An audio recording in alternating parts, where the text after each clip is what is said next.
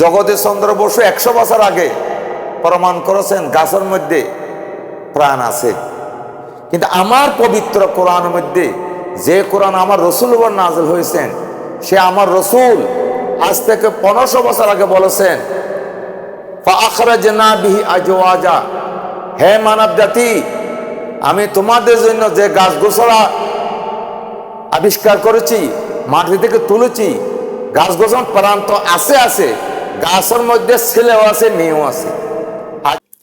আউযু বিল্লাহি মিনাশ শাইতানির রাজিম, বিসমিল্লাহির রহমানির রহিম। সম্মানিত দর্শকবৃন্দ, আল্লাহর অশেষ দয়ায় আমাদের ধারাবাহিক আলোচনা যুক্তিতে আমরা প্রমাণ করব আমার কোরআন সত্য। কারণ যারা নাস্তিক তারা তো আমার কোরআনকে বিশ্বাস করে না, কিন্তু আমার যে কোরআন, এটা আধুনিক একটা বিজ্ঞান সম্মত একটি কিতাব, এটা আমরা যুক্তিতে প্রমাণ করব। আমার কোরআন আয়াতের মধ্যে সূরা তাহা 20 নম্বর সূরা 53 নম্বর আয়াতের মধ্যে মহান আল্লাহ তাআলা বলেছেন, আল্লাযী জাআলা লাকুমুল আরদা মাহদা ওয়া সালাকা লাকুম ফিহা সুবুলান ওয়া আনজালা মিনাস সামাই মাআন ফাআখরাজনা বিহি আজওয়াজা। আল্লাহ তাআলা বলতেছেন, এর আগে আমি আপনাদেরকে একটি কথা বলি। বাংলাদেশের মধ্যে একটা উদ্ভিদ বিজ্ঞানী ছিল, উদ্ভিদ বিজ্ঞানীর নাম জগদীশ চন্দ্র বসু।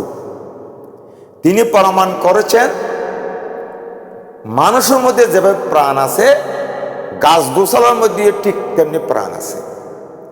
ওনার এই দর্শনটি সারা বিশ্বের উদ্ভিদ বিজ্ঞানীরা অ্যাকসেপ্ট করেছে। আমরা এটার জন্য গর্ববোধ করি, জগদীশ চন্দ্র বসুর জন্য। আমি এখানে বলি, জগদীশ চন্দ্র বসু 100 বছর আগে প্রমাণ করেছেন গাছের মধ্যে প্রাণ আছে।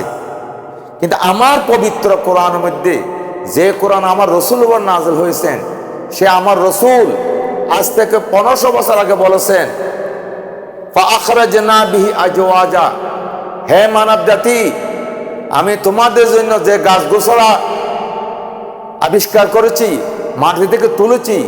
গাছগোছলা প্রাণ তো আছে, গাছের মধ্যে ছেলেও আছে, মেয়েও আছে। আজওয়াজা মানে জোড়া জোড়া, ছেলে এবং মেয়ে। তাহলে আপনারা চিন্তা করে দেখুন, জগদীশ চন্দ্র বসু আবিষ্কার করেছেন মাত্র প্রাণ। আমার কোরআন 1500 বছর আগে প্রমাণ করেছেন গাছের মধ্যে প্রাণও আছে এবং ছেলেও আছে, মেয়েও আছে। তাই আমার কোরআন সত্য, আমার আল্লাহ সত্য, আমার রসুল সত্য। ওয়া আখিরু দাওয়ানা আলহামদুলিল্লাহি রাব্বিল আলামিন।